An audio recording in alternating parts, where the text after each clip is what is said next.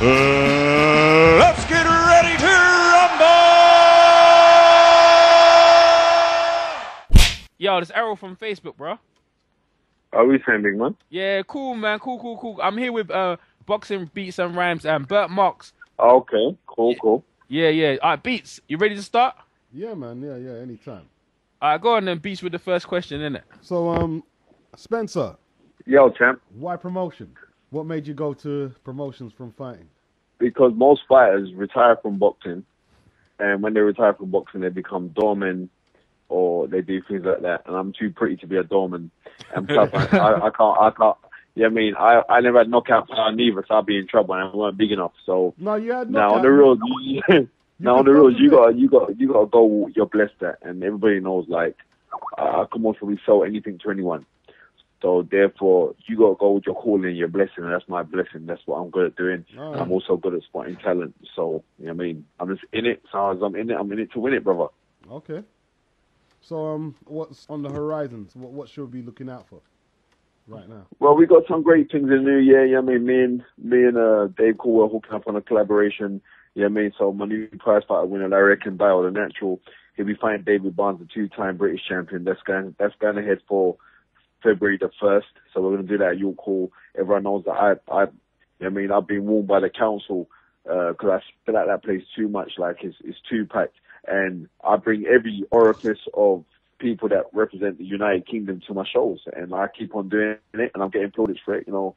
So we got that going on. Darren Hamilton, who's pulled out of his British title fight because he's got a perforated eardrum, so he's fighting again up in the new year. So he's got to fight Steve Williams. So most probably I can sort out deal with Frank Maloney. So I'll be co-promoting that one, and yeah, I mean just moving forward and just cultivating talents, Okay. and that's what I do, man. Before I let the guys fire off, I need to ask this question. Since you're a relatively newcomer on this promotion scene, are you getting any opposition from the old school, the old boy network? We mean the old boy network. I'm not worried about the old boy.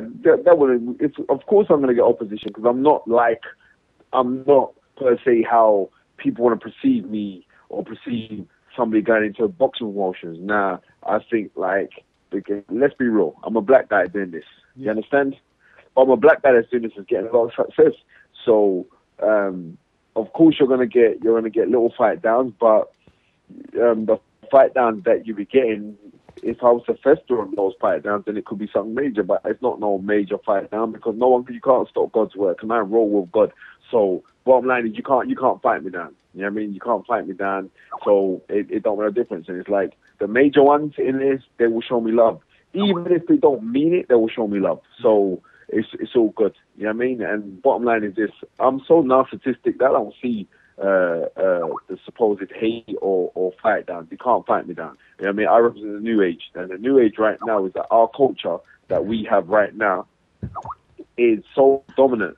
It's so pioneering that everybody else has to just get on board with me. So everyone else said, "You watching what I do," and they all know this. And plus, on top of this, I'm well versed in the school of the game. I'm a historian on this sport. Yeah. As the phone blows up right now, you know what I mean? I'm here in front of my TV. I'm on my sofa. I'm in front of my TV, and I've got my laptop on. And what am I doing? I'm watching Benny Leonard right now. So you know what I mean? Yeah. So.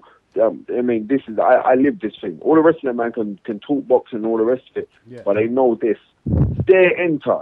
Any one of them, call out any one of them. I could battle with any single one of these supposed historians, and the great ones have died. So I'm just going to carry on the lineage of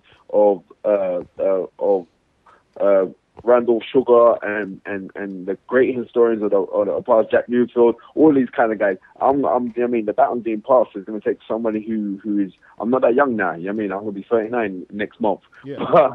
Like I'm saying, the baton's being passed on is who more fitting is like the cultures right now is kind of gearing towards multiculturalism, but as a multiculturalism, what's led as fashion right now is actually black culture. Let's be real. Yeah, I mean, down to the music, down to the foods that they eat, down to all the kind of things led to black culture. So if I'm incorporating the hip side of it, because we the coolest cats out there, going, come on, man, you know where the shit. Yeah, definitely. So definitely. therefore, yeah, I mean, so therefore, if I'm doing that, then I got to do it the best way, and I got the best way where other people can't do what I'm doing. Yeah. You know what I mean? A guy, one of my good friends who owns Your Golf Travels, Spencer, you are so blessed. You know what I mean? No, you are so lucky. So he said, you are so lucky to do the things that you're doing, and you know what I mean? And everything just comes off and blah, blah, blah, blah, and everything. And I'm trying to say, I'm not lucky. I'm blessed, man. God's touched me, man. Don't you know what I'm saying? I mean, when God puts his blessing on you, no one can't curse you. No one can roll with God. That's it. Yeah. Yep. I agree with that, man. You know what, yeah, not only that, yeah, you're very successful. Now, like, you got Larry, you got Hamilton, you know what I'm saying? It's like everything you touch, you got Troy. Just fought for the world title. Yeah, we saw that. We saw that against Jordan. Yeah, we saw that. I was like, you know, Troy, that he gave it a good effort, man. That guy was pretty big for the weight, though. Troy, how can you say you had Troy winning by losing by miles? I thought Troy lost by about a point. I know I had Troy losing by one, but he had a good effort, and Troy's in the mix. Like, when they think about Troy, they're gonna think about, like, he'll probably get another title shot real quick. Errol, yeah, well, we're sorting out something. Let me tell you this, yeah, we got fantastically paid well by sponsorship. A company called Ayatollah, I got to pick them up, which is a mining company in Mongolia. They came over and they sponsored us, and the head guy of the Ayatollah company, and Mr. Cameron, I had to constantly just thank the man for, like, and they came over with, like, pie and mash. I said, how the hell am I going to fly this back to England? You know what I mean? They came with cash, and it was mad. And Troy got more money from sponsorship and did some fight, but it's just like, you know, I think a whole figure of Mongolia as well. But remember, Troy's 41, and I have to hold my hands up. The training camp going in for that fight wasn't as it should have been. There were certain things that, I'm not saying cut corners, but there were certain things that, you know, should have gone a little bit more better. But Spence, how did you score it? We saying, champ? How did you score it? How did I score it? Yeah. I had it a lot closer, but whereas the guy was very clever, the guy would start the rounds really fast. Yeah. Only that because of Troy's age, you couldn't catch up with him. But I was there. Troy was hurting him. Troy was hurting him badly. There's certain times where Troy hit him and the guy was kind of gone, you know, and he just couldn't step it up. I had the fight. I had the guy drawing away in the last round or so, or something like that. I thought it was very close. Well, the guy Jordan, let me just say, the guy Jordan, fair play to him, you know. Nice guy, the Indonesians.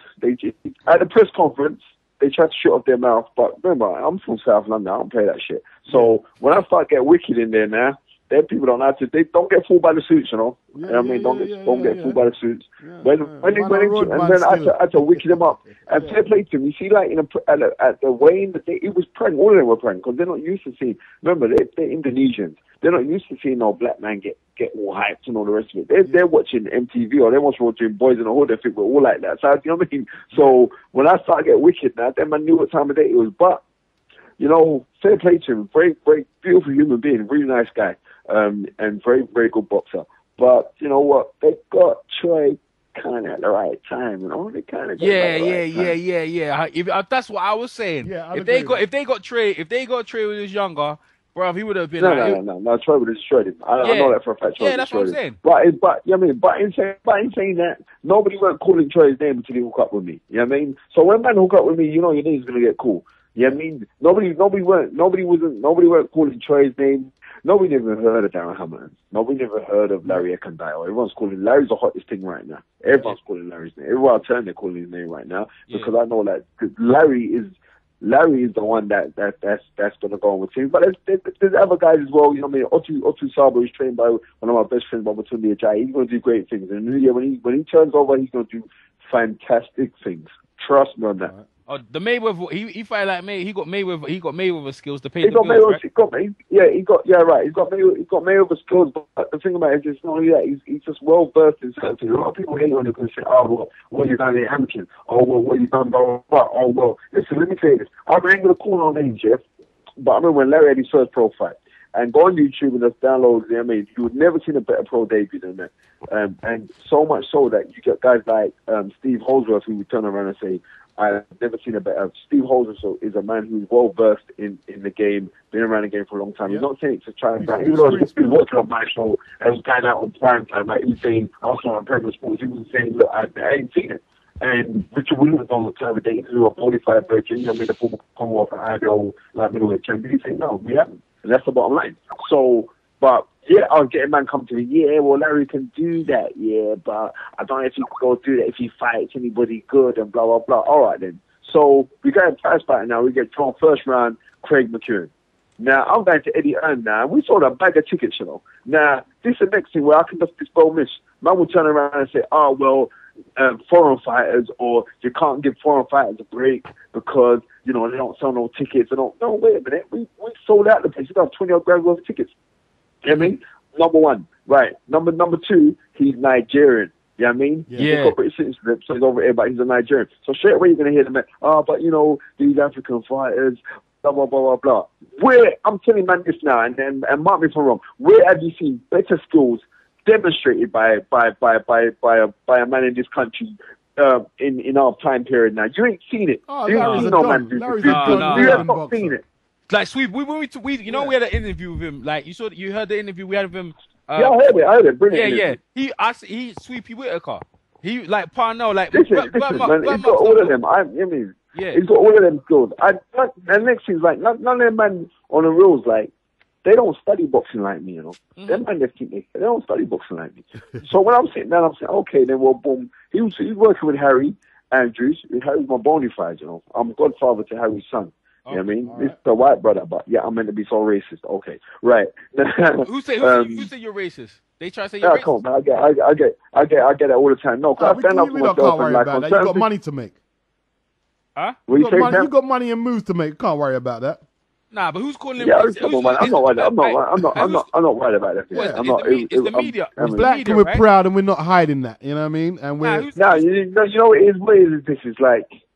I will speak my mind. Yeah. So if I see a certain injustice, I speak about that injustice. Yeah. You know what I mean? Bottom line.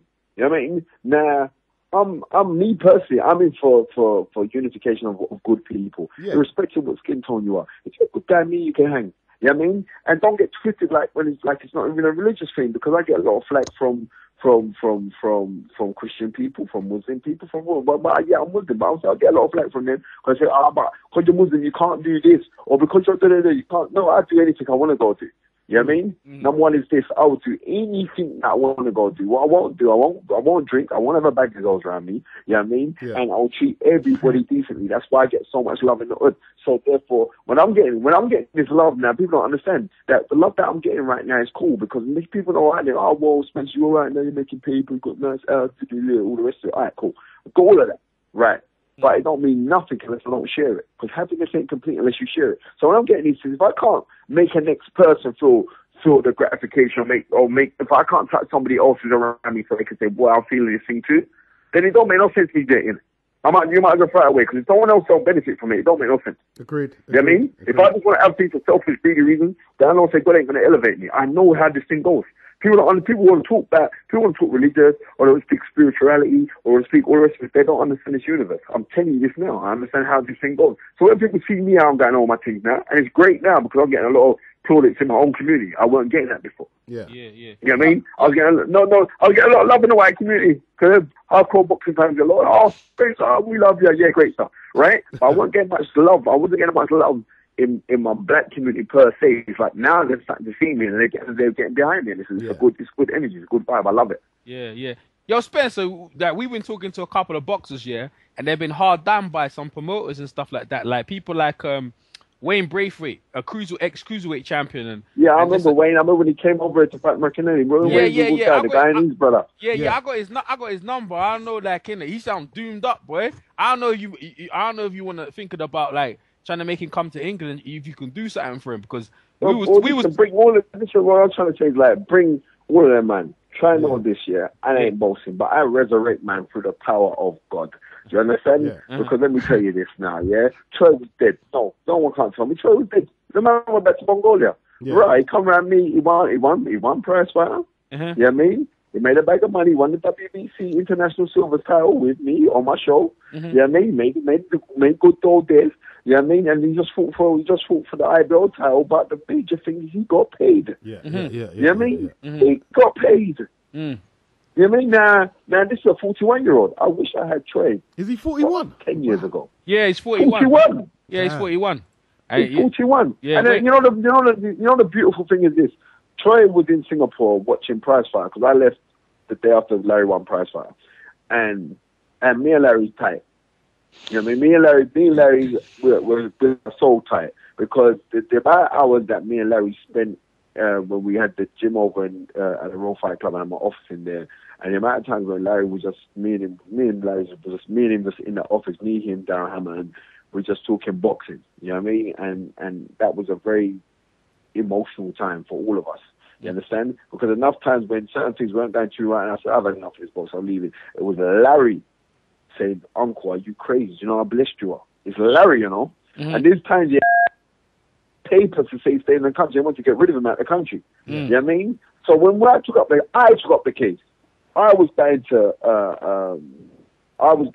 the local MPs. I was getting the letters written from loads of people signing petitions saying, wow, this guy has sorted this guy out. I was the one doing that. And like loads of times when Larry was saying, you know what, loads of people saying I should go to this promoter, I should go to that manager and blah, none of them man wouldn't do this to me. I never realized that guy is the most grateful person on this earth, you know. I'm telling you this now. He kept bigging you up. I mean? He kept bigging you up. Right. Yeah, I mean, I'll let you in, bro. I'm telling you, he's the most grateful person on this earth. So when Larry said to me, nah, Uncle, don't get up the fight because you're busting it. And sometimes when I have my shows, I'll introduce Larry, and people looking like, we introduce this guy, just an amateur, this guy can't turn pro. You know what I mean? But I know, trust me. So Troy come over, and Troy was living at Larry's house, you know. Okay. You know what I mean? Troy was living at Larry's house. You know what I mean? When he won prize fight, he was staying with Larry. Shit. You know what I mean? And the irony is a year after now, Troy's watching prize fight in Singapore. You know what I mean? With Kieran Bays, my business manager. He's watching prize fight in Singapore. And he's watching prize fight now. He's seen Larry do his thing. And he's just so elated and so happy. You know what I mean? Because when they interviewed the people at Prize Fighter last year when Troy won it, they interviewed Larry. They said, oh, Larry, he's been staying with you, da da da. And to Larry, as a big thing, oh my God, Sky TV's on me filming me. I said, Larry, that ain't shit. That don't mean nothing. Yeah. I said, they're going to be talking about you this time next year, brother. Don't watch that. Yeah, true that. And he said, Uncle, you always just saying it's a big nut. Yeah, okay, now I've got gold, man. I'm telling you. You know what I mean? Yeah. So what? Through the power of God, what's happened now? Now Larry's busting up now. He's blowing up. Yeah, and I'm saying, right, he's blowing up. He's blowing up. Yeah. And the guy don't argue about nothing. Yeah. You know what I mean? The guy don't argue about nothing. And that's what I'm saying. Like, all my real soldiers around me, I've got loads of soldiers being like, they from going to win the Southern title next month. They robbed him a couple months for it. He's going to win Southern title next month. So it could be a fit ending for my hard knock troopers for the end of the year. But I'm just saying, man, I'm just keeping a good energy, man. I love this shit. So Spencer, how important is your independence, not to sell out your company? Like, is that important to you, or would you consider, like, if somebody said, Spence, we can offer you a few mil or something and just make you, you know what I mean, and then you lose? What's your thoughts on a scenario like that? If someone offered me a few mil for my company, they could have it. You know what I mean? Okay. They could have it. You know why they could have it? Because I am the company. So, you know what I mean? So you can't have me. You can have a name. Of course you can have the name. You have the name. I just open it back up to something else. You know what I mean? No big thing. Nah. When people talk about your independence, you know what I mean? Let me know this part here. What is the main purpose behind anybody doing any form of work if it's not for financial gratitude?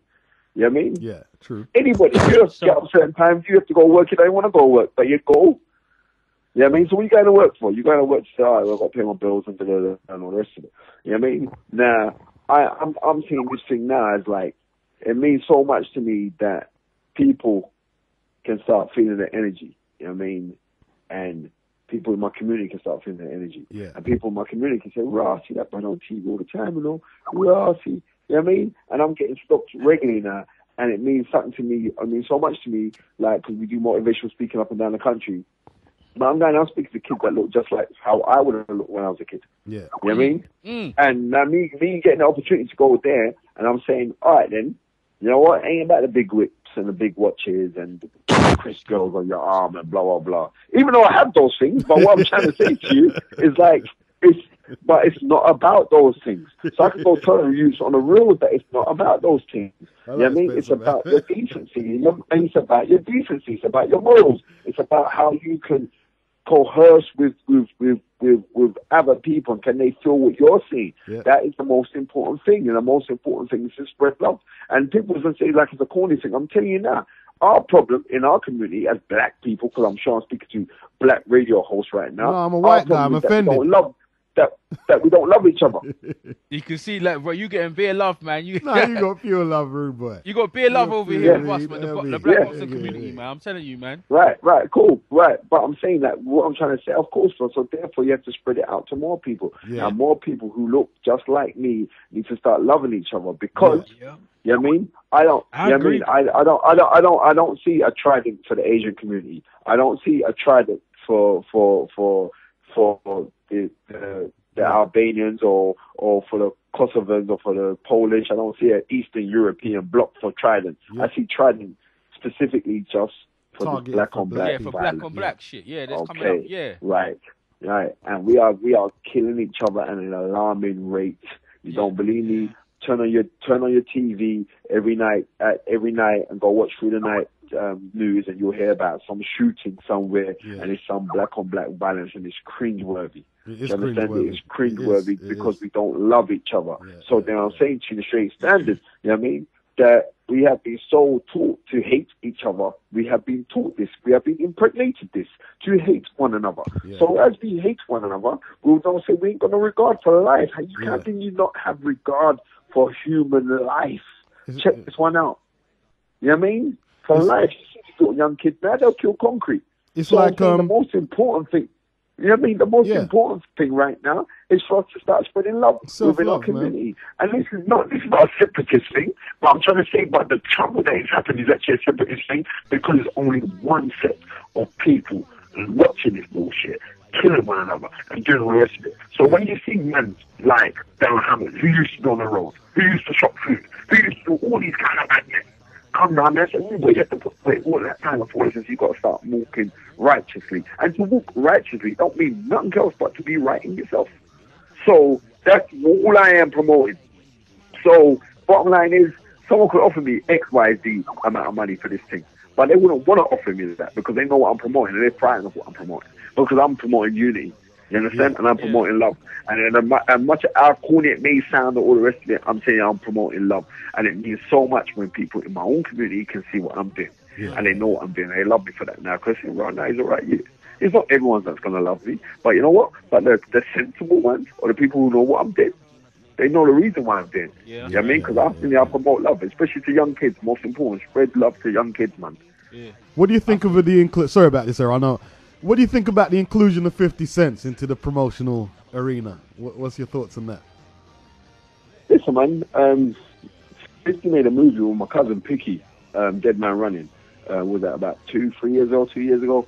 And I think, my cousin knows him really tight.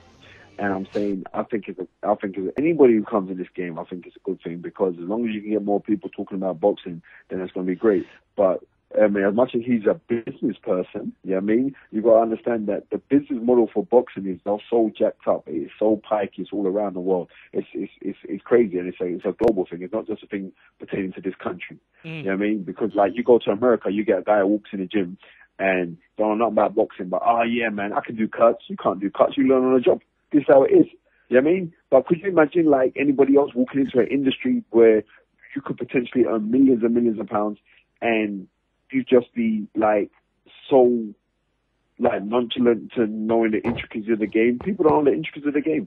You know what I mean? And then what will happen is in this country you'll get people who ain't boxed, who haven't been punched in the head, who ain't done nothing, but all of a sudden, I'm a boxing trainer now. Yeah. And I'll do it for a few years, and I know more than you, even though you box. I know more than you because I've been it longer. That don't mean shit to me. Yeah. You know what I mean? I'm saying, who's the best man at the job? You know what I mean? Because you check this one out now. You know what I mean? Could you imagine a brain surgeon turning up to go and operate on somebody, and they turn around and say, what experience have you got on the job? And they say, no, I ain't got no experience on the job. Don't worry about that. But I've watched a lot of Open University on BBC Two, and I think I know how to cut this tumor out of your head. Would you allow that man to operate on you? Hell no. You get them.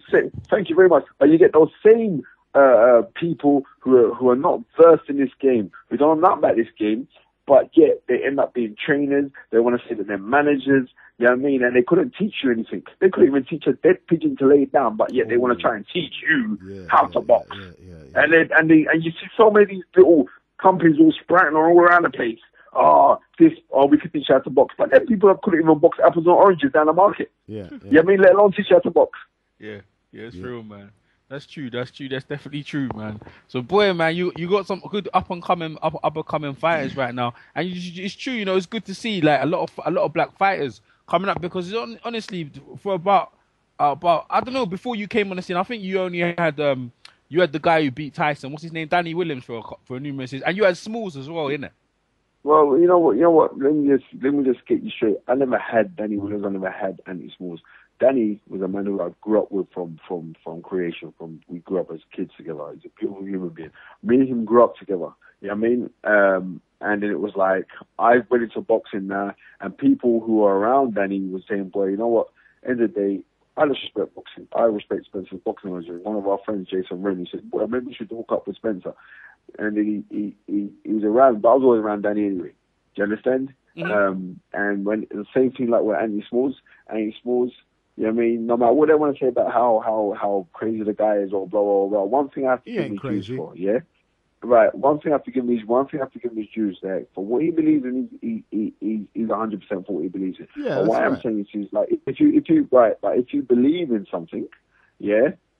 I'm saying that I'm a kind of person, like if I speak on anything when it comes to history of boxing or anything else, I want to know everything to the facet, to the 100% of it. So therefore I can't make no mistakes on certain things. And maybe they don't know 100%, but on that, then I'm saying for that reason, then I'm saying I would love the brother for the simple reason that he's a black man first, but he's also Muslim. But I have to say I love him more because he's a black man first. All that part there. Regardless of what they say, no, you meant love me because you're Muslim or blah, blah. I'm saying I love you because you're a black man. And you'll face the same oppression that I've faced. Mm-hmm. Right? But apart from that, when we're meaning work, you know what I mean? He gave me a brilliant opportunity. You know what I mean? I know he learned enough from me. You maybe won't want to admit it, but I know he learned enough from me. On loads of things he learned from me.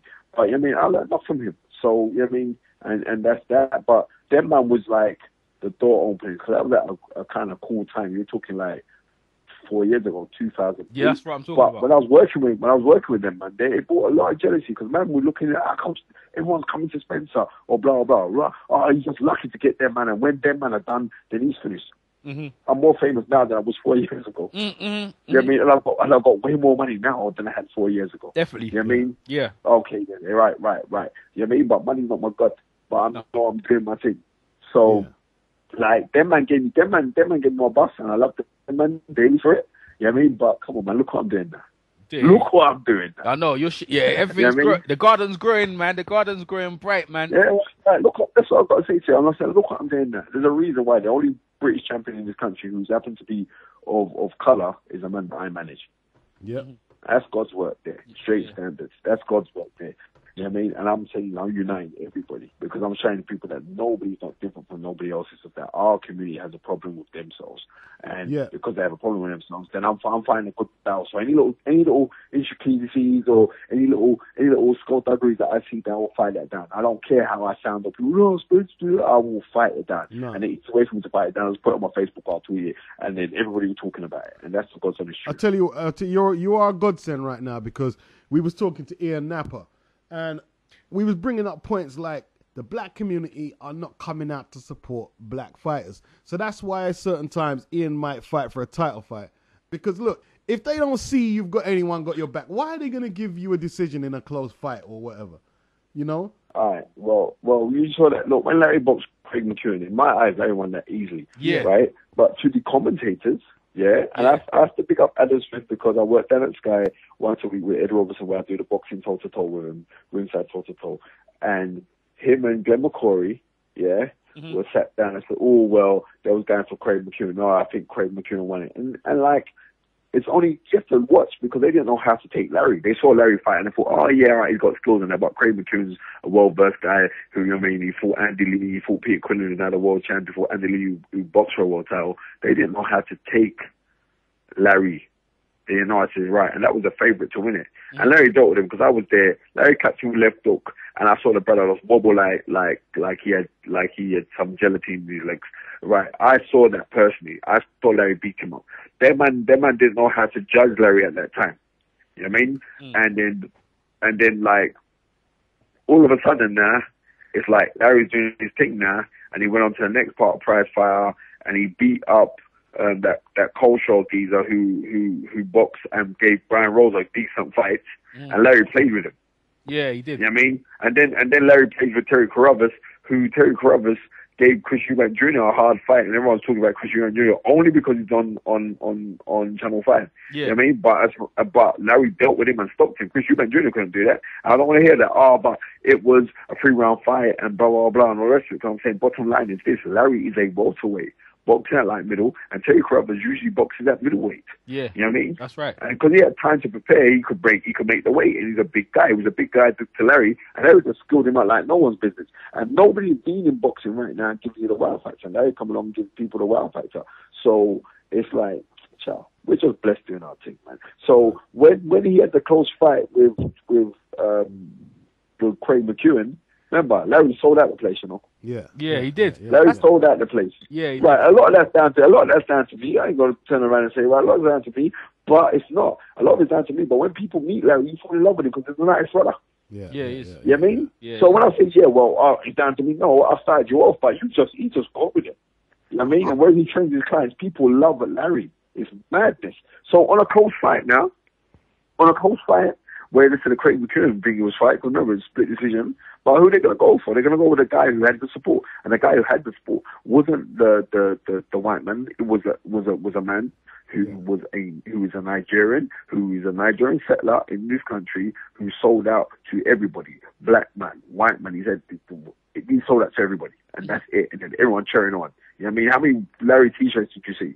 With people on, and they weren't black people wearing the t-shirts, they're white people. Yeah, so that's what I'm trying to say. So what that is showing us is that, you know what I mean, good people are good people, and good people resonate, and they bring off an aura of good energy. And Larry's one of those guys. Irrespective of who you are, you just have to love the guy. But it would still be nice to see the black community come out and support but forget that for now. All right, you're a historian, Spencer, yeah? Who are your predecessors as black promoters in this country? I'm trying to fit. I've been racking my brain. Ambrose Mendy. Ambrose Mendy. That's it. Right. Ambrose Mendy. Yeah, but we say Ambrose Mendy, and that's it. No, you had other guys. You know, Uday Harrison tried to stint. You know. Yeah. Oh yeah. And Colin McMillan. Yeah, Colin was advising him. Colin was advising what he was managing, and then Colin got sacked for whatever reason.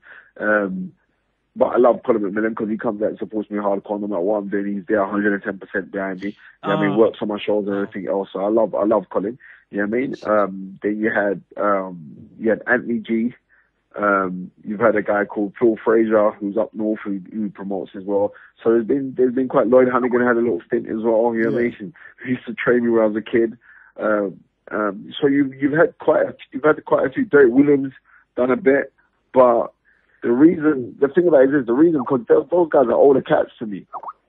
The reason why they can't transpire into because the generation now is totally different. And what's been so easy with me is like people that looked at me as when I was fighting and they're, Spencer, a bit of a know-it-all and blah, blah, blah, blah, and all the rest of it. But they know the cool things that I've done for people. So when people know the cool things they've done, then they got to back you anyway.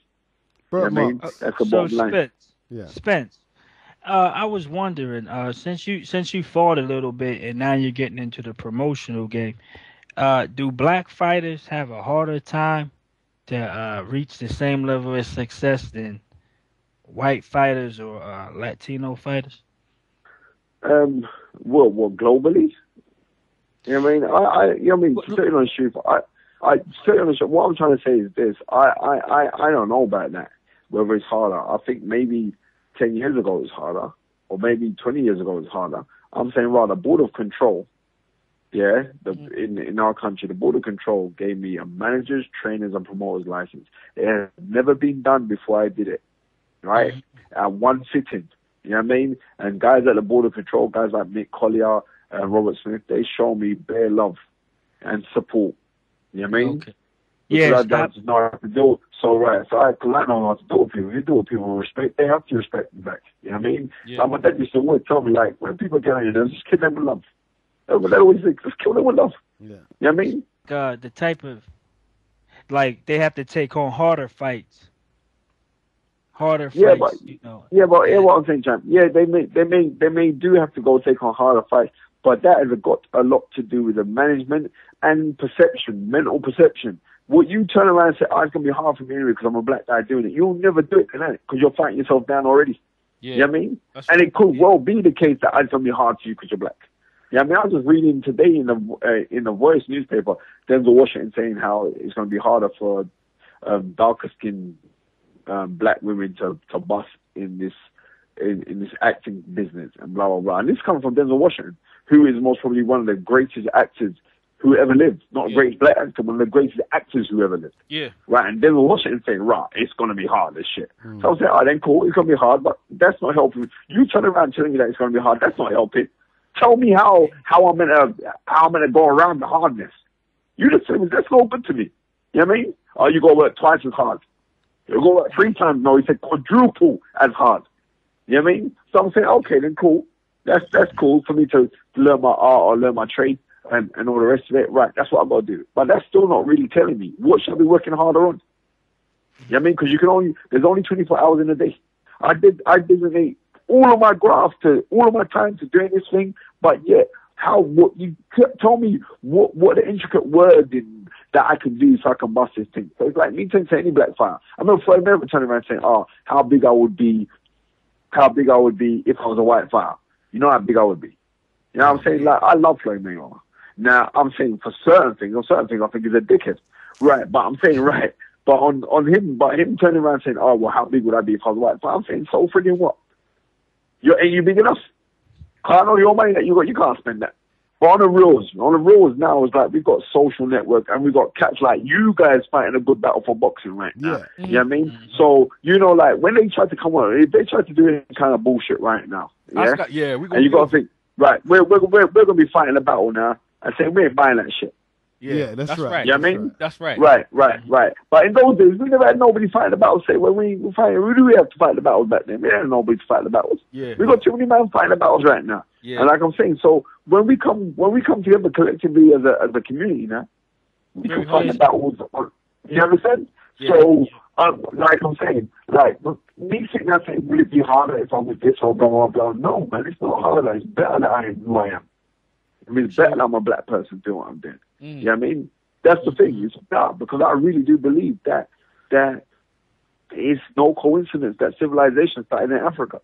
You know what I mean? There is no coincidence to me. There's no coincidence that there was something deeply encrusted spiritually down in Africa where civilization started, and the original man, the first man, was us. So therefore, I'm saying, right, I know. So if I'm the original man, the first man, that means that I must be closer to God than anybody else. Yeah. Know that part there. So right. So therefore, I'm moving with God. And as soon as other black people start connecting back home to Africa and know it and being proud of who we are, then we can be proud of just being a human being. But before I want to be proud, I want to be proud of my heritage and everything else that has gone on. And then it's not racist talk or anything else, because I love white folks, I love Asian folks, I love everybody. But what I'm trying to say is, like, I love me, I love my blackness, and I like to promote my blackness. Yeah, I mean, I like the swagger. I like the swagger of the blackness. Yeah, you know I mean, and even more so, me saying that, you got to check it now. You're seeing cats. You know what I mean? The guy that designed the Olympic ceremony, what do you have? He had a big Windrush area part inside the Olympic ceremony. That meant a lot to me. I'm saying, right, because it's shine right. End of the day, no one can't turn around and say that I am not a part of British culture. You know what I mean? Because I'm telling you, everyone knows my big bossy Union Jack watch that I got with a diamond encrusted on it. And I'm saying straight standard, man. No, the red, white, and blue. I keep on telling man, but the red is for everybody. Straight standard. You know what I mean? So I'm not cutting at nobody, because my love's for everyone. But firstly, I've got to deal with the one that is the problematic ones. And we do have a problem with it. So when we talk about it, people talk, oh, Spence, you got a chip on your shoulder. Oh, Spence, you're blah, blah, blah. I'm saying, who put this freaking chip on my shoulder? For me to turn around and say, I got a chip. I said, trust me, I'm well balanced and I got a chip on both shoulders. Don't watch no face. So yes, it can be harder. But if I have to sit down and worry about it being harder, I ain't gonna succeed. I ain't gonna do nothing. I'll just be happy to sit down. It's hard for the black man and blah. That's all rubbish, man. Get up and go do it, man. I'm doing my thing, man. And like I'm standing right now, and the reason why I'm shining right now, God, I don't sit down and think, oh, it's gonna be hard for me because I'm black. Blah blah blah blah. Get up and do something, man. Sure. Yeah. So Spencer, would you? Yeah, we was talking to Dillian White earlier on, yeah, and cool cat, man. Yeah. Like I don't know what's going on with him. And we were talking to him about the drugs thing. It seems like some mistake or whatever. Like, would you be interested in? I'm not saying. I'm just speculating, because would you? No, I'm gonna work with him anyway. I know Joe Long, his manager, Chris Oko. his other manager. And the ironic thing is, like, Dylan White first came to me years ago when I was just starting to go do my thing. He sparred with Derek Chisora. Yeah. And when he sparred with Derek Chisora, Carl Froch and Robert McCracken were both in the gym with us at the same time. And Carl Froch and Robert said to me, "You want to sign that kid? Because I ain't disrespecting Derek Chisora, even though he does look like Blanca from Street Fighter. But what I'm trying to say is, like, he kind of handled Derek Chisora in the spar, and he was a UFC fighter, a cage fighter, not a boxer, but he kind of handled Derek in the spar when they sparred. And Don Charles won't deny it either. Don Charles will say it's the truth. Yeah, I mean, Derek's trainer, but Derek did try to come back a few weeks after and try to bully him up.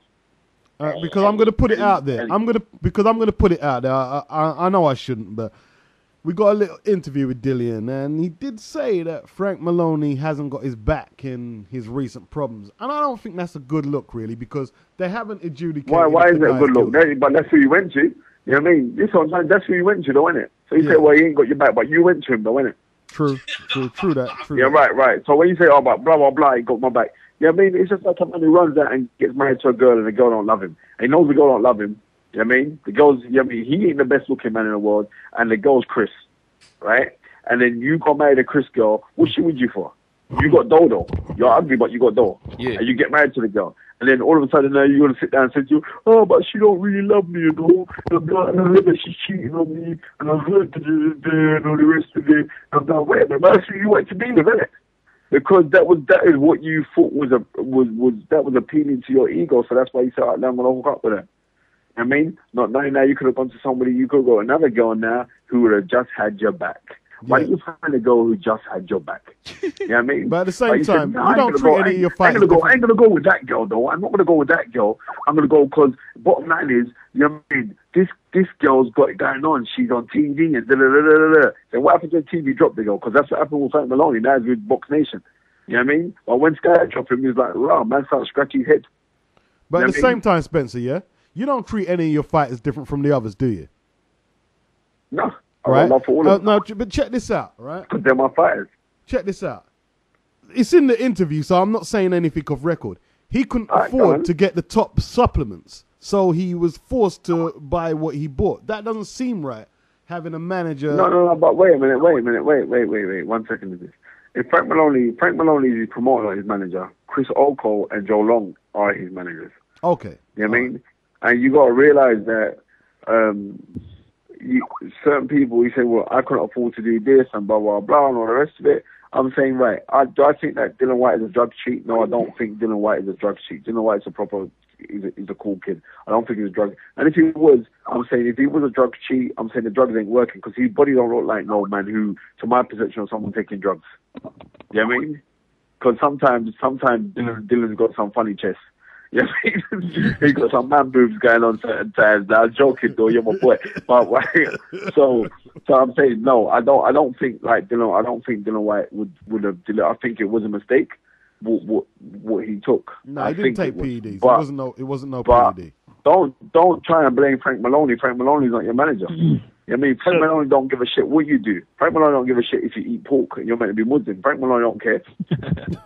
You know what I mean? If you go have a bacon sandwich right now, Dylan, and you're a Muslim, and I know he's proper Muslim, his mom's proper Muslim, his sister's a proper Muslim, you see them at the fights as well, they're covered up, their hijab is a beauty, that's beautiful, and I love seeing them things there. And they're Jamaican, so even more so I love them things. So, and I see Dylan White, if he was to go, Frank Maloney wouldn't reprimand him for any of those kind of things. Frank Maloney would talk, Frank Maloney not business. Frank Maloney, all right, son, I've got this heavyweight kid, and we'll see how far I can go. That man don't care. That man don't care about those kind of things. But they know that I've got love to spread out there. Oh shit, your voice sounds exactly the same as him. Exactly like Frank Maloney. Oh shit, I thought it was him. I'm with him for a minute.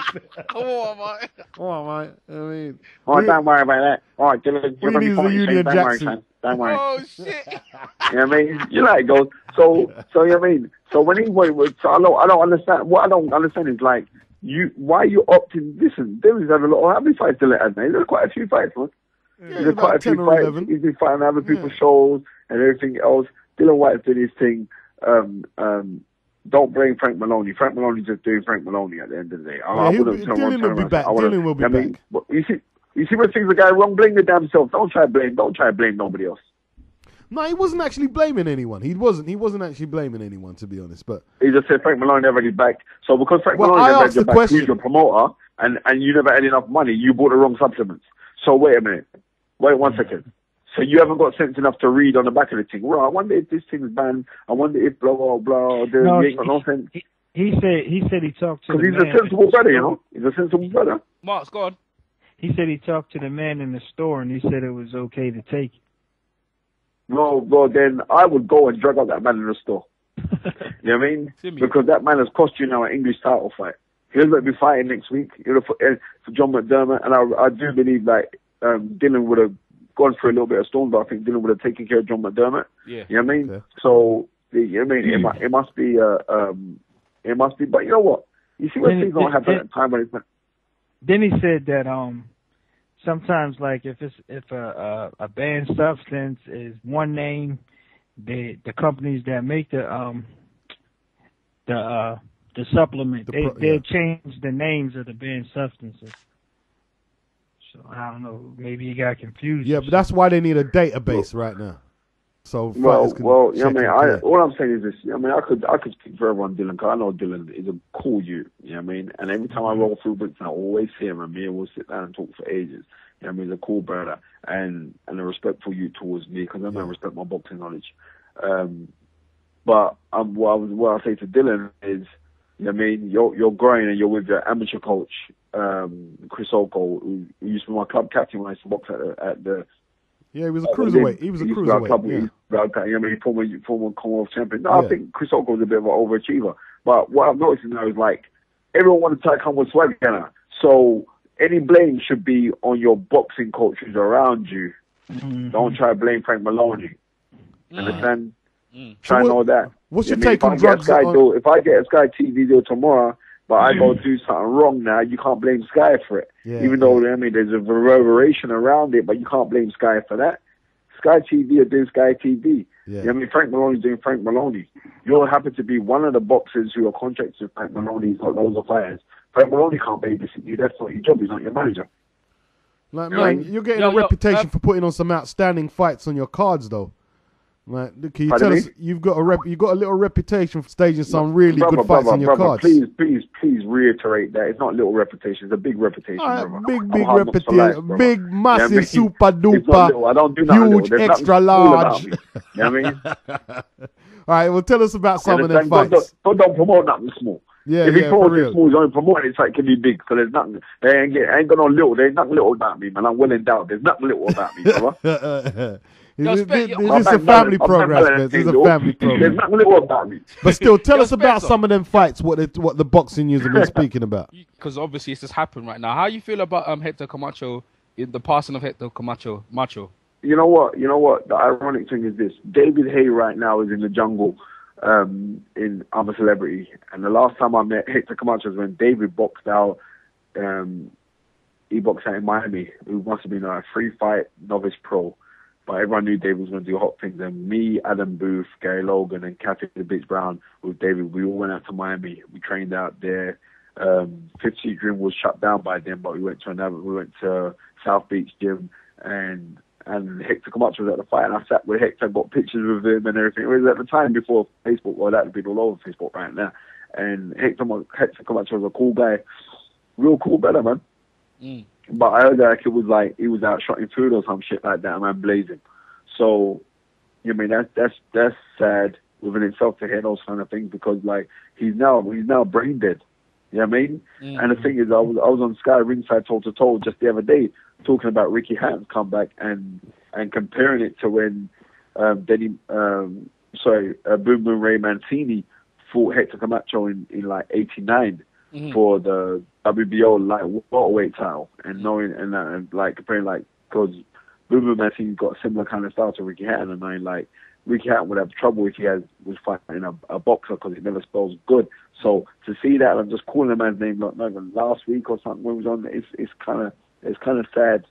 It's kind of sad. I can't say, well, I was just calling your name the other day on TV, and then this happened. But you know, unfortunately, it's like, because boxing and Camacho made good money, and you got to know, like, before the swag of Prince Nassim Mohammed, yeah, Hector Camacho used to swagger out things. That's what I'm You saying. got to look at Hector Camacho. Yes, Hector bruv. Camacho is a better looking man than Nassim Hamid as well. No Yeah. disrespect from Nassim Hamid. My bona fide. He's my bona fide. No But homo. Hector Camacho, a better looking man. Yeah, come on, man. You know what I mean? They're good looking man now. Beer gallery all of them. So, right, I'm saying like, so it's just then. So when you look at those kind of things, now it's like, right, you know what? It's sad. It's sad because there should be some kind of educational program inside of boxing to kind of teach. This is what I said to Wayne Braithwaite. I would think to do. Pardon me? I did say that to Wayne Braithwaite, and a few people have said, man, you shouldn't have really said that to a fight. But you're saying I shouldn't bring up that fighters should have some educational programming. And then when they end up fighting into their 40s and 50s, then you're saying, oh, look how sad it is and thing. And when get brain, there has to be some educational programming for fighters. Well, it should kind of be something, because I think boxing should be seen more as a corporate industry, and it's not. And then once it is starting to, I look at whatever I'm doing as a corporate industry, I look at myself as a corporate industry. So therefore, as soon as you start looking at yourself as a thing of the corporate industry and everybody around you, so you're on a push for them kind of things. I mean, everyone knows that Darren was living in the gym before he linked up with me. Yeah, I mean, everyone knows that. It's a great story. Yeah, Darren was living in the gym, blah, blah, blah, blah. But man, no, it's real. Yeah, you know what I mean? So you live in the gym now, Darren's buying the house, he's got dough now. You know what I mean? Yeah. And we're only going to grow and get bigger. You know what I mean? Everyone knows as strong as what Larry was going through. You know what I mean? And Larry told, man, when he got interviewed on Sky, saying, well, I don't know where I'll be without Spencer. That man looked after me financially. But at the time when Larry was around me, he couldn't work. Yeah. So, you know what I mean? So the money that I had around me, I would give Larry money weekly. I said, hold that. Don't worry about that. Week in, week out, hold that. He said, but uncle, I may not turn pro. I said, no, I don't care about that. You're good, you. Well, that's cool. You're looking out for your people, man. That's cool, man. Do you try and encourage your fighters to manage their money? Sorry, Errol. Do you try and encourage your fighters to manage their money correctly, though? Or are they quite level-headed? Like on this. You see like man like Darren Ammon. Darren Ammon has got a fetish for clothes. I've never seen a man love trainers like this guy. Him and Larry's got more trainers than Foot Locker. You know what I mean? Yeah. I swear down. You got Larry's house, you're tripping over trainers. So it's like, amen. And Larry's the man that matches everything as well. Nah, this one got blue laces, so I'll go get a blue hat to go with it. And right, but that's black man. That's us black man. Yeah, exactly. I learned from them, man, because no one can't save like Larry can die. I'm telling you that now. I swear down. That man's got his lunch money from when he was going to school in Nigeria. You know what I mean? He knows how to manage money. That man can stretch out a £50 note. Good. Excellent. I swear down. I like to hear that. You know what I mean? We're talking about the world's in crisis right now. Barack Obama should hire Larry to go over there and deal with the financial budget of America. He saw it all out. Yeah, he was. You know what I mean? Excellent. I know all out. That brother can stretch out money. So, yeah, of course it's important for guys to do the right thing with their dough, because they don't do the right thing with their dough. They get their dough and they start splashing it out and doing all kind of crazy shit with it. So, yeah, making you know it rain in the club, making it rain in the club. Yo, let me ask you a quick couple. I do that all the time, but I used to do that. I don't do it no more. No. Let me ask a couple of questions about, because this weekend we got big fights. How you feel about Hatton's comeback? And then I'm gonna ask you about the Berto and the Ghost after. But first on the Hatton, how you feel about Hatton coming back, and how do you think he's gonna go against fair against Shevchenko? Well, listen, I've seen Shevchenko box, but only 3 times. I ain't really seen a lot of them. All the time I did, I say, any man that can get beat up by Poirier and yeah? I rest my case. Okay. So that is it. And Ricky Hatton, Ricky Hatton's my brethren for the longest time. And you know what I mean? And more so, Ricky Hatton was in that bare tweets about Larry when he saw Larry fight. You know what I mean? And Ricky Hatton's my brethren. And from the time when Ricky Hatton's saying, well, boy, Spencer, I see your success and you're climbing, and I love that. And it's genuine, because he's one of the most successful guys in boxing, and he's a genuine brother. You know what I mean? And when everyone's kissing his ass, saying, oh, yeah, Ricky, when the girls stuck him up like the drugs thing and blah, blah, blah, blah, and all the rest of it. And I'm saying, no, you got them idiot, man. I'm glad that the girl did that, because that had to shake up, say, well, you know what, I've got to fix up myself. So Ricky Hatton making a comeback, he has already won the fight. You know why he's already won the fight? Because the man has fixed up himself and recuperated a life that was in the doldrums, which was in the darkness, and they needed to bring back some vigor, something back to himself. So Ricky Hatton coming back, Ricky Hatton's already won. Look how much weight the man's lost. You know what I mean? The man's trying to sort out his life, the man's trying to write. So for that, I'm not fighting down Ricky Hatton. Ricky Hatton come back. When he first was thinking about coming back, I was gunning. What are you coming back for? You will never reach the heights of when you beat Kostuzu. You will never reach the heights of you know what I mean, the Collazo or those fights, that you'll never reach those heights. So what are you coming back for? But you have to look at it. It's a business. And Ricky Hatton's a cult figure. Cult figure. And then I can bring 30,000 people out to Vegas. You know what I mean? That was like Elvis Presley opening up on the strip out in Vegas when he went there. For real. Right, you got to give him all the props in the world. But majorly, I'm saying as a human being, as a man, I got bare love for him, so I can't fight him down. And Shevchenko got dealt with by Paulie Malignaggi. Shevchenko is not a clever fighter where he's going to hit, twist up Ricky Hatton, make Ricky Hatton miss, blah, blah, blah. Ricky Hatton is a come forward man who fling thumps.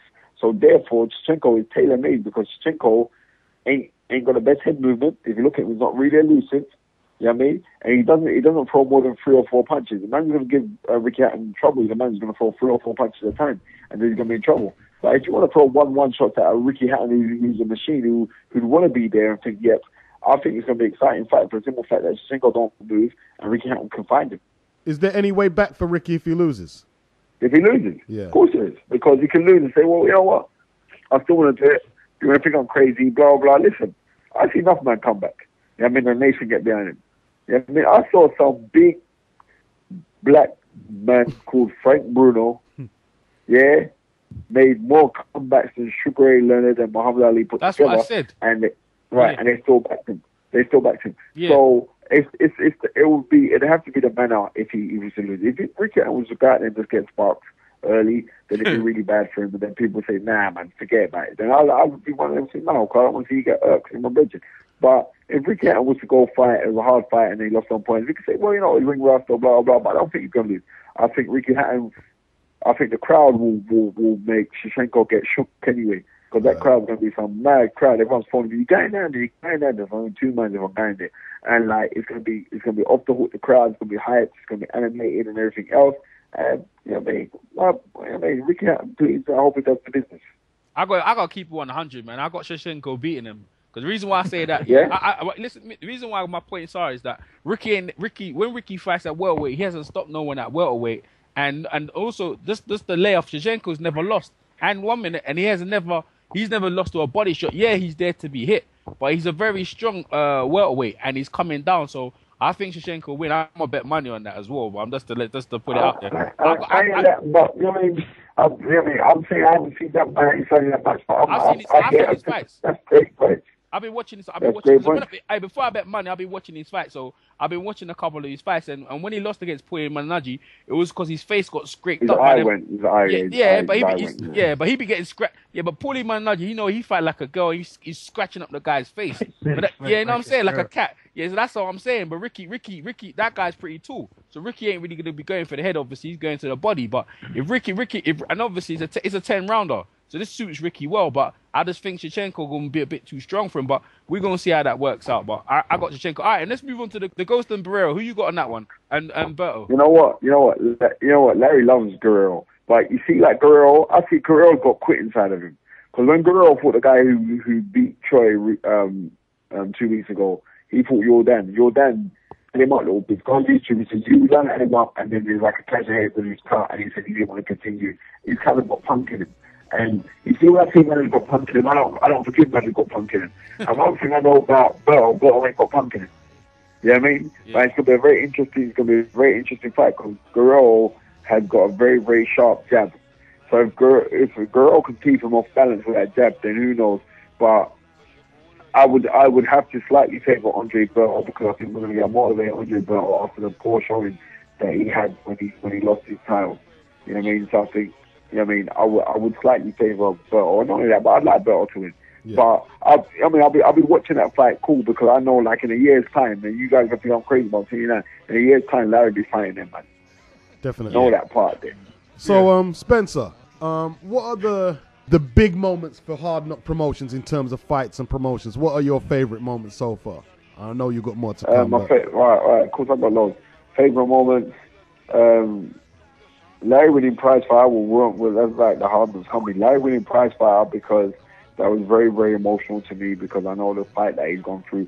Darren becoming British champion because I know the fight that Darren has had, and I know when people didn't think he was shit and they all thought that Ashley Felipe was going to kill him. And Ashley my bona fide bridges, so I can't even gun Ashley Felipe either. You know what I mean? Ashley my bona fide bridges. But not only that, but I remember I promoted this time last year. That's when everyone took up. And so this time it was like March last year. I promoted when Darren won the Southern Era title. Nathan Blaine fought Adol Anwar. No one ever knew that Adol Anwar. I bust Adol Anwar. Everyone knows that. Ross Spencer kind of bust Adol Anwar. Everyone's talking about him now. Yeah, everyone's talking about him. Like, Adol Anwar is, after we take care of Steve Williams, which we ruled, then Adol Anwar is going to get beaten next. So, and I had a badge, I had a wicked show, and then that's when everyone started talking about what I'm doing. I was getting a lot of press. The boxing dudes were going crazy. Yeah, they were going crazy about some of your fights, saying you had some great fights. Yeah, Mike Christie. Mike Christie wrote like, if Carlsberg made boxing shows, they'd be fine. That is it, and that's real deal. And then everyone saying, well, how do you keep on getting these guys now? Because now you keep on producing these things. I keep on producing these things because I still believe in kind of man. If anyone's rolling with me, you can't be no weak up man. I'll slap you in your face. I still believe in you. If I tell my brother we're running through that wall, trust me, I'm either gonna mash up my face or we're going through that wall. We're going through the wall. Wow, that's it. What you saying, Bertmarx? I mean, who you taking in the Marquez Pacquiao fight? You know what? I really wish Marquez does him really bad. I'm sick and tired of Manny Pacquiao now. That's right. Why is that? You know what I mean? I'm sick and tired of him because I'm just sick and tired of him. I really wish that Marquez does him. Not only that, I actually like Marquez because Marquez is more of a throwback fighter to me, technically, skill-wise, old school. And I mean, I love them kind of old school kind of fighters. And he has been hard done by in the trilogy that he's had so far. So, you know what I mean? I thought he won the first fight. I really do think he won the first fight. Do you think and he eventually won the last one as well? Is as good as people say that he is? Because I don't believe so. Well, you know what? When we see how good Manny Pacquiao is, you got to look, if a man has come through all the different weight divisions and kept on winning titles, what I'm saying is, like, Manny Pacquiao's style of fighting isn't really for the purists of boxing. Yo, you know what I mean? Did you listen to they saying there was some speculations behind. Yeah, how Chris weight classes. Yeah, Chris Bird, and if you listen to the other interview we done with Tim Coleman, he reckoned they be juicing because Tim Coleman, he be taking some steroids. He admitted to us like on the interview, so it's not nothing that we're putting out there. He admitted that he reckon in the Philippines there's some super drugs, some super roid out there that Pacquiao be taking. Because usually when you go up the weight, you don't get stronger. You don't get stronger. I know, but what I'm trying to say, even if he's on from super steroids, he could be on it. Floyd Mayweather could fight him on the super steroids and still beat him. I don't give a shit about him being on super steroids. Don't give you boxing skills. Alright? And Floyd Mayweather got the skills to pay the bills. Floyd Mayweather would still batter him. And that's that. I'm sick and tired of Manny Pacquiao now. And I used to love him. I really did. I've met the guy on loads of occasions. I like him. But he's just getting on my tits now. And, you know what I mean? He's really getting on my tits because he just won't go away. And not only that, both of him and Floyd Mayweather were both getting on my tits because they should have made that fight ages ago. You know what I mean? And just let Floyd Mayweather just beat him up. Yeah. All right, then. Yo, man. Yo, I think that's about it. Yeah, man, come on, man. You Spencer underscore Fearon. Yeah, I mean, Hard Knocks Boxing. I'm doing my thing. Yeah, you can't even get me on Facebook no more because I'm full of my friends. I don't know. You see on BB, you could keep on adding people. So it's like you hit 5,000. I got 5,700 odd people, and they said, right, you're taking a piss now. You can't have no more people. So I'm going to have to go change that into a fan page. But I didn't really want to do that because I don't want to go like any fans because I'm just me. I'm not going like I'm no superstar, no celebrity. It's cool that I'm getting boxed in the streets now. People are recognizing me and everything else. Or people think, oh, yeah, it's really great what you're doing and blah, blah, blah. But, I mean, I'm just me, man. I'm here for everybody. I love everybody. You know I mean, I'm Peace Two Thinkers. I'm Hard Knocks for life. And I mean, Hard Knocks is a movement, my friend. You know what I mean? Because I'm telling you this now. Through the grace of God, I can elevate people. And that is it. You know what I mean? I can elevate people. If you want to be elevated. What are your next fight's coming up? Hey, Spence, we spoke to Tim Coleman yesterday. He said he's looking for an opportunity. Yeah, that's what I'm saying. We asked him about in Britain. Yeah. You know, if any managers or promoters wanted to, you know. Well, what way is Tim Coleman doing right now? He's doing well or junior well? Yeah, welterweight. We'll bring him. I'll make Larry taxis out. Yeah, he can come out free. Yeah, no, seriously. He'll be up for it. And also, what about Wayne as well? Wayne Braithwaite. His contract finishes. Listen, man. You guys have got my number now. Just get one of them man to contact me. There'll be opportunity to go do certain things with these guys. as long as that man are willing to fight. And Vivian Because let me Harris tell is you this, I'm not in no building up and all the kind of foolishness and building up. I don't smoke drugs, so I don't need to build up nothing. So therefore, I'm saying, look, if you can fight, then go and fight, because it's called boxing. And when you're boxing, you are a fighter, so go and bloody fight. all right. Yeah, he said he's really dedicated now. He said there was a lot of stuff going on behind the scenes that people didn't Wait a know minute, about. I saw last time I saw Timmy fight, he got owned on ESPN, right? Yeah, that's what we asked him about that. And he said he didn't even train that fight. So what you take the fight for then? Huh? What you take the fight for if you didn't train?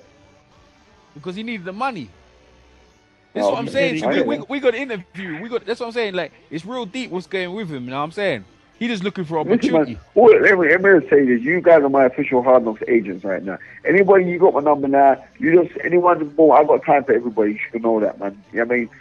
If they man are willing to fight and willing to go out and do and stick, because it ain't gonna be easy with me. You know what I mean? It's not getting easy. All right, we'll see what we can do, man. We're gonna do this now, because obviously, like, you're a promoter and you're a trainer. So what we're gonna do? We're gonna try to hook that up with some of them guys. Yeah, and that was the thing. He said he wanted certain trainers, but he couldn't afford to pay the trainers. And he said that fight he went in there without a trainer, and that's what happened to him. That's crazy. Yeah, Wayne Brayford went. Yeah. Get one of them guys to hook me up. You know what I mean? Get one of them guys to hook me up. Yeah, we will. I'll do that. We're gonna have to wrap up soon, man. We're gonna have to wrap this one up, yeah. So Spence, tell us the fights we need to hear coming up. Larry is fighting David Barnes, and what's Darren Hamilton doing? Yeah, and the rest of the state. Larry's gonna fight David Barnes. Darren's gonna fight Steve Williams. I'm doing a couple more shows out in the Middle East, which is gonna be great. And I'm just building my brand, man. Nathan Graham's fighting on the 8th of December for the Southern Air title. I got to big up Nathan. That kid's Hard Knocks for life, man. Trust me, that guy fight anybody, no matter where. Right. You know what I mean? And he always does 100%, and that's why I love the kid. So, you know what I mean? We're throwbacks in this kind of thing, you know what I mean? Yeah. We're throwbacks in this, you know what I mean? And also, I want to big up Nancy Richardson, because Nancy Richardson came over to this country last week to help out Yusuf Mack. And they never even mentioned that the guy was in the corner. This is one of the greatest trainers of the modern era, but they must have just saw a black guy with a coupe and said, well, they all must look the same. No, you got to know who's who. You know what I mean? And if Ed Robertson was doing the commentary there, Ed Robertson would have called that straight away. Right, that's Anthony Richardson up in the corner there. But, he unfortunately he weren't up in there.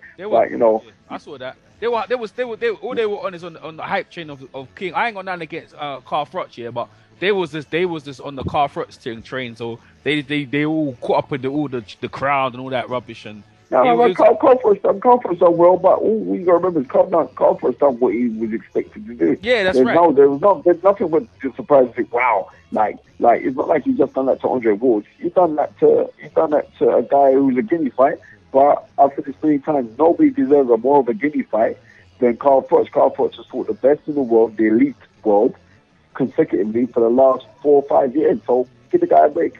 But in saying that, don't get twisted about, you just beat up this black guy who hasn't boxed at super middle in 7 years and you just beat him up. That's right. Oh man, that is nasty. The guy went over on body shot. Oh man. But no, big up Carl Froch, he's cool. But I know you guys got to go. Yeah. I'm going to go jump to my bed right now. I've got a long ass day. I've got to be in the gym for 6:30. And I'm on the phone now. It's coming to 1 o'clock. That's all right. We can try and keep in contact with you on a regular basis, right? Keep in contact. I love what you guys are doing, because I love the interview that you did with Larry. Send it out on the thingy, man. Just keep up the good work, man. We need more cats like you guys doing the thing, talking about the boxing. More people talk about boxing, the better. You know what I mean? The sport's not dying. It's being resurrected. I'm here. Definitely. All right, man. Thanks, Spencer. Yo, take care, man. Thanks, Take care, yeah? Big up my Hard Knocks for life. Oh, you mean a rude boy. Big up, Spencer, yeah?